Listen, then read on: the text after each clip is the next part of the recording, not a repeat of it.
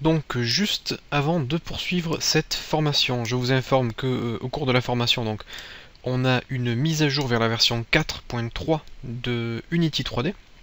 Donc il y a une nouvelle version que je vais immédiatement télécharger, c'est d'ailleurs déjà fait, et si je me rends dans mes téléchargements, je vais cliquer sur l'installeur d'Unity 3D. Hop. Voilà, donc je vais l'installer en direct live devant vous, tac, on accepte, les projets d'exemple je l'ai déjà, à la limite mono développe ok, programme file je laisse le fichier par défaut, et voilà, l'installation est en cours de préparation. Voilà, donc là on a Unity qui est toujours lancé, donc ça va se fermer au cours de l'installation, mais je vais essayer de vous montrer juste une petite chose que j'ai faite. C'était dans Player Control, il me semble. Donc j'ai modifié légèrement le script Player Control d'Unity, donc le script qui était déjà développé, et j'ai juste ajouté la gestion de l'écran tactile. Voilà. Donc j'ai juste ajouté la fonction qui permet de gérer l'écran tactile de vos téléphones et tablettes. Donc juste à un endroit, on avait if_input.getButtonJump. Donc si on appuie sur la barre d'espace, le personnage saute. Moi j'ai juste ajouté une condition avec un OU, et là j'ai dit OU input.touchCount plus grand que 0, donc c'est-à-dire si on touche l'écran, et que, bon après j'ai trouvé ça sur la documentation, input getTouch 0 phase égale touch phase moved, et qu'on est grounded, donc qu'on touche le sol, à ce moment-là, jump est égal à true. Donc là, j'ai fait un copier-coller de la documentation, et cette ligne me permet très simplement d'ajouter la gestion du tactile au projet. Je précise également que je vous donne l'APK que j'ai appelé CarJumper. Donc là, c'est l'APK que vous pouvez installer sur votre Android en acceptant les sources inconnues. Comme ça, vous pourrez tester le jeu. Donc ça passe très bien, c'est très très joli sur téléphone. Les graphismes sont vraiment super. Voilà, donc vous pouvez tester ce petit jeu sur votre téléphone. Donc celui-ci, nous n'allons pas le publier sur le Google Play, car ça reste une démo très simple qui nous a juste permis d'apprendre. Et nous allons attaquer donc notre gros projet. Qui sera la réalisation d'un Tower Defense. Donc le Tower Defense, je vais vous montrer ça tout à l'heure. Par contre, pour l'installation de Unity, je vais être obligé de fermer l'éditeur. Hop, et je vais cliquer sur recommencer. Ce que je vous propose, c'est que je mets la vidéo en pause, le temps que l'installation de la version 4.3.3 se fasse. Et une fois que celle-ci est installée, on va reprendre. Je vous présente le Tower Defense et on va directement commencer à développer notre gros projet qui sera le projet que l'on va aussi publier sur Google Play. L'installation est maintenant terminée, je peux cliquer sur Finish. Unity se relance et s'ouvre à nouveau. Donc vous n'avez absolument rien perdu. Et votre projet est resté donc tel quel, simplement vous êtes passé à la nouvelle version. Alors, juste avant de démarrer le nouveau exercice, je vais vous présenter un petit jeu de Tower Defense que j'ai fait, sur lequel je vais me baser pour faire ce nouveau exercice. Je clique sur Play, et alors ici, j'ai... On attend quelques instants, voilà. Donc j'ai le jeu qui se lance, vous avez des ennemis qui apparaissent à droite et qui vont faire tout le parcours pour arriver à la porte de sortie. Alors, je vais essayer d'agrandir un petit peu ma fenêtre quand même. Votre but, vous, c'est de construire des tourelles automatiques sur le terrain. Donc vous pouvez les upgrader en cliquant plusieurs fois dessus. Donc vous devez construire des tourelles automatiques sur les bordures afin d'arrêter les ennemis qui apparaissent. Vous avez donc un certain nombre de vagues d'ennemis qui vont apparaître, et à chaque tour les ennemis sont de plus en plus forts. Comme vous pouvez le voir, on a de plus en plus de mal à les tuer. Alors vous pouvez mettre des tourelles tout autour. si vous upgradez les tourelles, elles font plus de dégâts et elles ont une plus longue portée. Donc au niveau de l'interface, on a de la vie. Donc là, je peux pas bien vous montrer. Je vais peut-être essayer de me mettre... Bon. On a donc la vie, on a le score, donc ce qui correspond au nombre de points gagnés en fonction des ennemis tués. On a l'or, donc l'or nous permet d'acheter des tourelles et de les upgrader. Et on a la vague actuelle, c'est-à-dire on est à la 3e vague d'ennemis. Là on va passer à la 4e, ça va augmenter. Donc voilà à peu près pour ce jeu de Tower Defense. Alors, en gros, il est construit de la façon suivante. On a des sprites ici. Des sprites carrés. Comme vous pouvez le voir, ça serait assez long de tout construire à la main. Il faudrait placer les sprites, les dupliquer, les déplacer à chaque fois, donc ça serait assez long à mettre en place. Ce que je vous propose, c'est que l'on se développe avant tout un petit outil qui va nous permettre d'éditer les niveaux rapidement.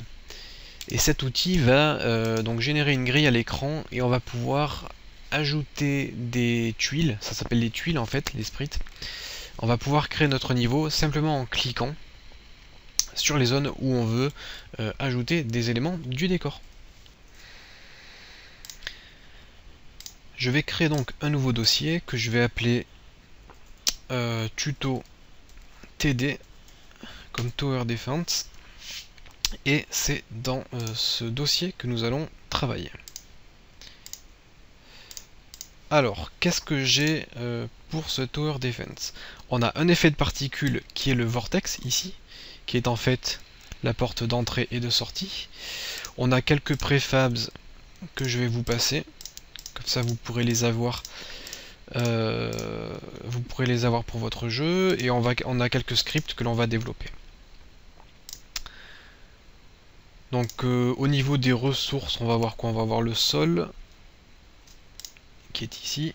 Je vais vous le montrer. Voilà. On va voir le sol. Et on aura également le mur sur lequel on va pouvoir construire nos tourelles. Je vais créer une nouvelle scène, donc File, New Scene. Je ne vais pas la sauvegarder. Celle-ci, par contre, je vais la sauvegarder. CTRL S, je vais aller dans Tuto TD et je vais l'appeler TD-1. Donc ça sera notre premier Tower Defense. Et comme je vous l'ai dit, nous allons développer un petit outil qui va nous permettre de créer un éditeur de niveau. Dans un premier temps, vous allez créer un dossier que vous allez appeler Editor. Unity va comprendre que Editor, ça va être une sorte de plugin que vous allez programmer et qui va venir s'intégrer à Unity. Il faut absolument appeler ce dossier Editor car l'outil que nous allons développer ne fonctionnera pas s'il n'est pas placé dans Editor. Editor va nous permettre d'enrichir en fait l'interface du logiciel. Dans ce dossier Editor, vous allez créer un script C# Grid Editor qui sera le cœur de notre éditeur de niveau. Et nous allons tout de suite éditer ce Grid Editor.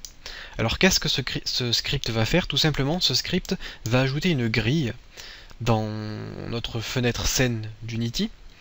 Et dans cette grille, on va pouvoir insérer donc des tuiles qui sont en fait des sprites carrés. Alors, notre script est vide, on a juste les imports. Et nous allons rajouter une nouvelle instruction qui est using, et on va dire hop, Unity Editor, pour faire comprendre à Unity qu'on va utiliser des classes qui sont dans Unity Editor qui vont nous permettre d'afficher, enfin d'enrichir ce que l'on a visuellement dans notre fenêtre scène. Et ensuite on va juste créer un nouveau type. Donc ce que vous allez faire, c'est que vous allez mettre entre crochets custom editor.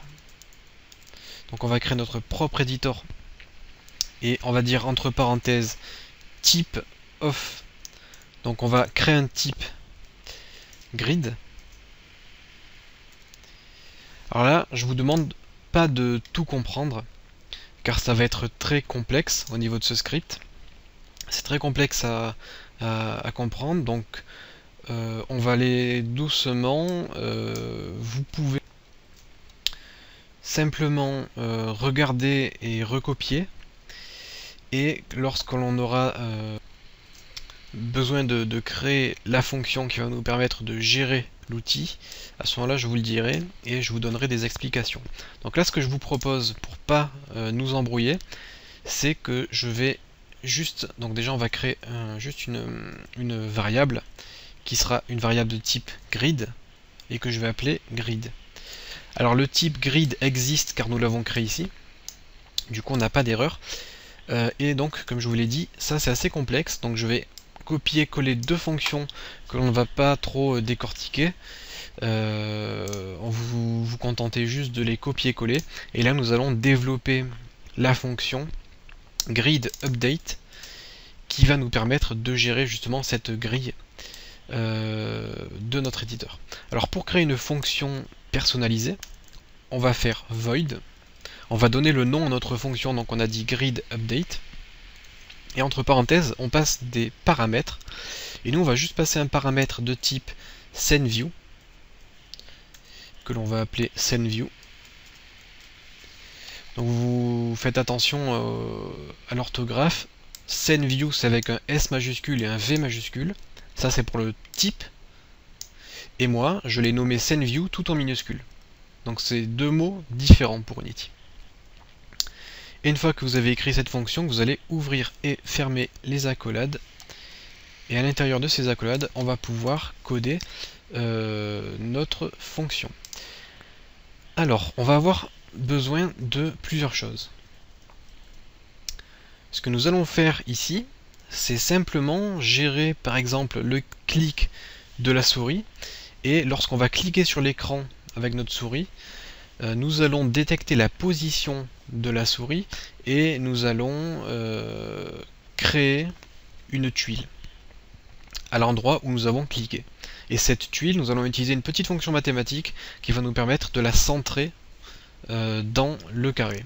Donc ça va être abstrait pour l'instant, mais vous allez voir, ça ira beaucoup mieux quand on aura créé le second script qui va générer la grille à l'écran.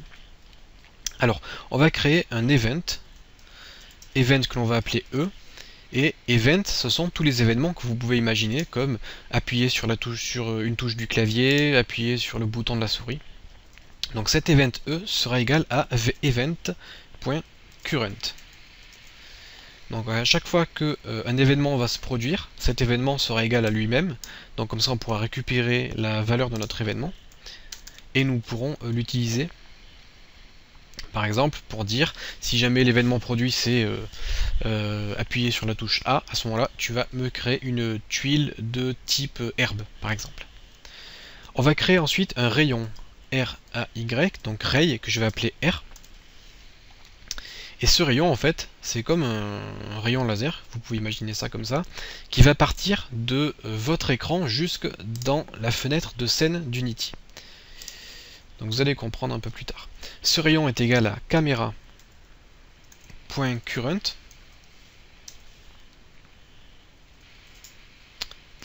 .screen point to ray. Voilà. Alors comment on utilise screen point to ray, tac.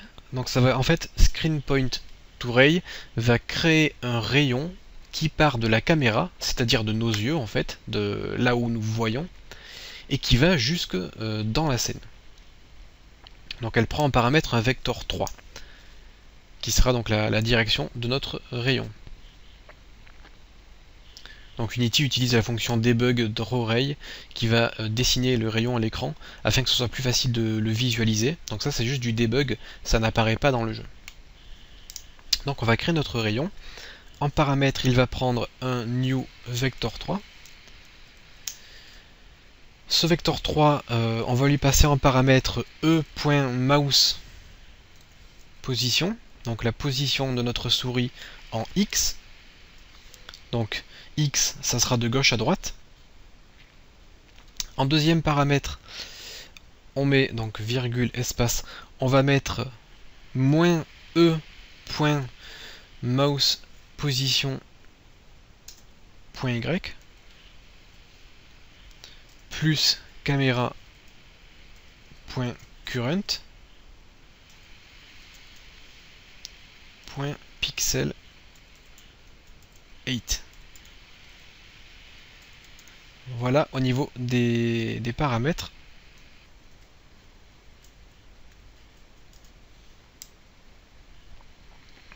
Ok. Donc comme je vous l'ai dit, là ça va être assez complexe, on va pas voir en détail chaque fonction. Tout simplement, comme je vous l'ai dit, on va créer un rayon qui part de la caméra et qui va aller au niveau de la position de notre curseur de souris. Donc là ma variable est prête, hop.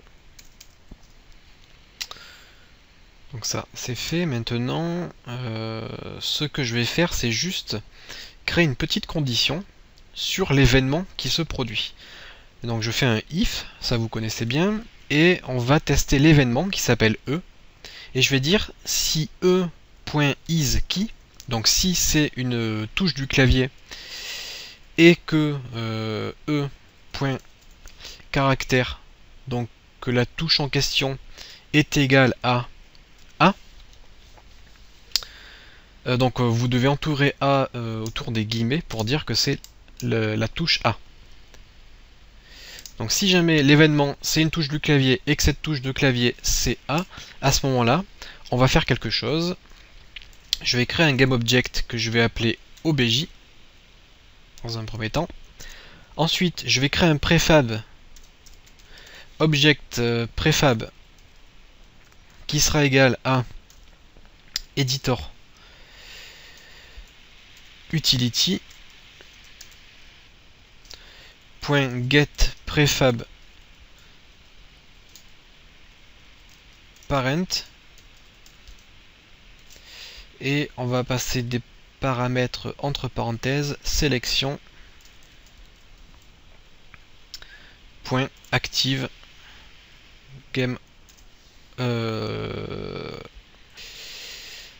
active object. Voilà, on va mettre active object, on ferme la parenthèse, on met un point virgule. Donc là j'ai créé un GameObject OBJ qui n'est égal à rien. J'ai créé un objet qui sera un préfab et qui est égal à editorUtility. Donc editorUtility va nous permettre justement d'appeler des fonctions de l'éditor, c'est-à-dire du logiciel en lui-même. Et je vais faire un getPrefabParent qui va récupérer le préfab, donc un préfab, et ce préfab sera égal à selection.activeObject. Donc qu'est-ce que c'est selection.activeObject? Si je clique sur ma caméra est sélectionnée donc, et ça c'est l'activeObject, l'objet actif. Donc en fait ça va me créer un préfab qui sera égal à eh bien l'objet actuellement sélectionné. Donc, une fois que j'ai fait ça, je vais dire OBJ, donc ça c'est le GameObject que j'ai créé. Je vais dire que c'est égal à, entre parenthèses, je vais marquer GameObject, donc ça s'appelle un cast. Un cast permet de transformer une variable en un autre type de variable. Si par exemple j'ai un int a, un float b, et que je veux transformer mon a en... si je veux transformer le type int en type float, il faudra que je fasse par exemple float c est égal à, entre parenthèses, float a, et c sera égal à a, mais comme a c'est un int, c ne peut pas être égal à a. Donc je fais un cast qui va transformer mon a, mon int en float. Donc faites attention, ça ne marche pas aussi bien, enfin ça ne marche pas comme ça pour tous les types de variables. Vous ne pouvez pas transformer une chaîne de caractères en chiffres par exemple. Ou vous ne pouvez pas transformer un int en float en conservant les virgules. Si a... non d'ailleurs j'ai dit une bêtise, vous ne pouvez pas transformer un float en int. Si b est égal à 2,5 et que vous le castez en int, b sera égal à 2. Donc vous perdez en précision. ça marche, mais vous perdez en précision. Donc faites attention. Là, dans notre cas, on va dire que obj c'est égal à GameObject, donc on va transformer en GameObject un objet. Ça marche. Et qu'est-ce qu'on va caster? On va dire editor utility .instantiate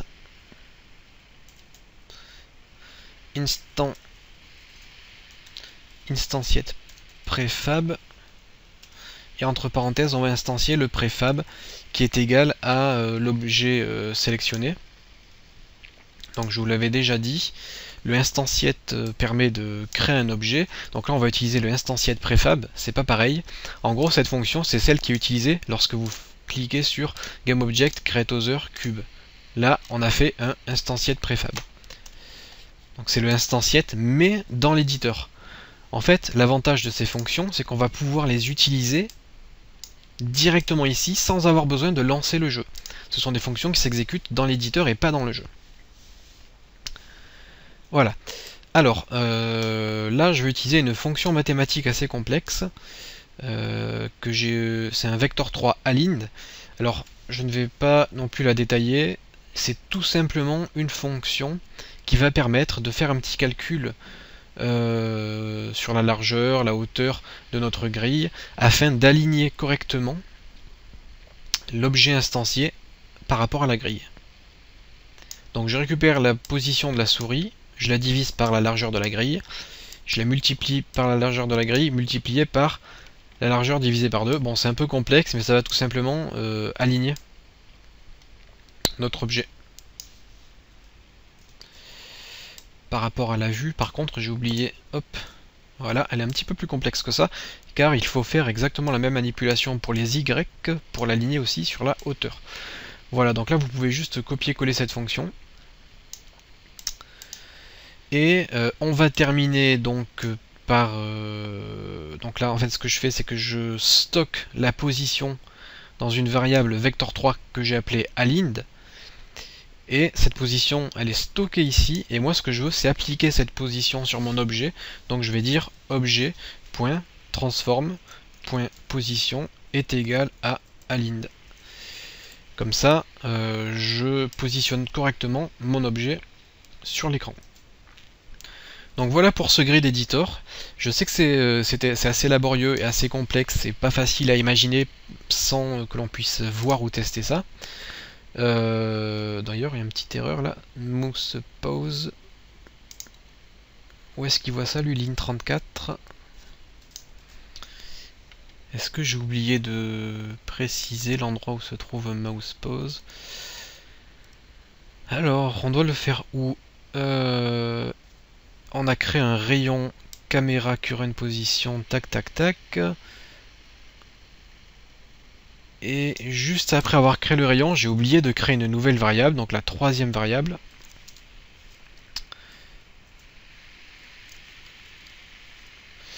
Donc cette variable sera de type vector3 et ce sera donc justement mouse pose qui est la variable que le script ne connaissait pas, et mouse pose c'est égal tout simplement à r.origin,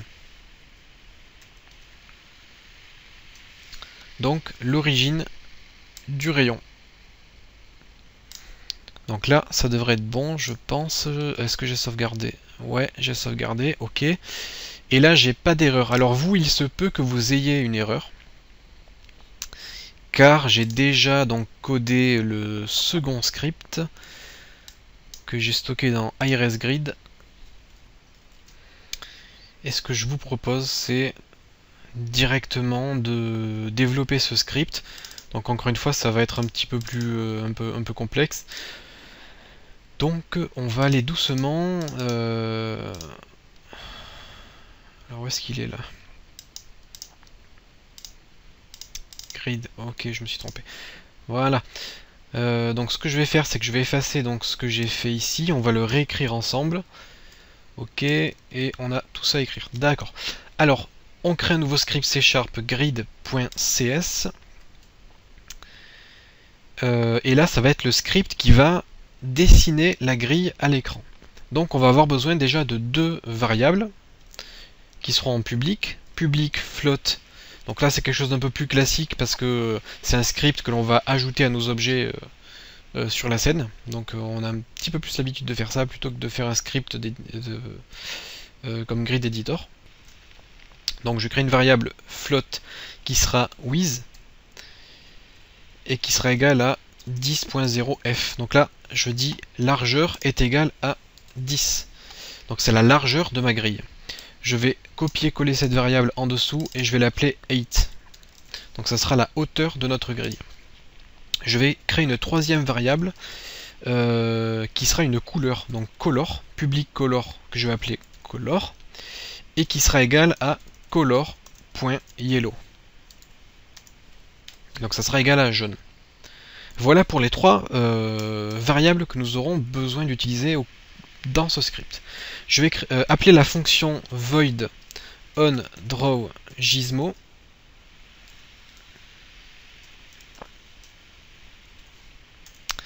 Et cette fonction onDrawGizmo va tout simplement nous permettre de dessiner à l'écran sur l'éditeur. Donc, on va devoir créer un vecteur 3 que je vais appeler pose, comme la position, qui sera égal à camera.current.transform, donc le transform.position de la caméra. Voilà. Et je vais dire gizmos.color est égal à color. Donc je vais colorer en fait ce que nous allons dessiner sur l'écran d'une certaine couleur, et cette couleur sera jaune au début. Et là donc je vais coller deux fonctions sous vos yeux. On va pas les écrire car encore une fois c'est des fonctions mathématiques. Je vais plus vous les expliquer plutôt que de les écrire avec vous. Donc je fais deux boucles for. Donc on avait déjà vu les boucles précédemment, ça permet d'effectuer une opération un certain nombre de fois.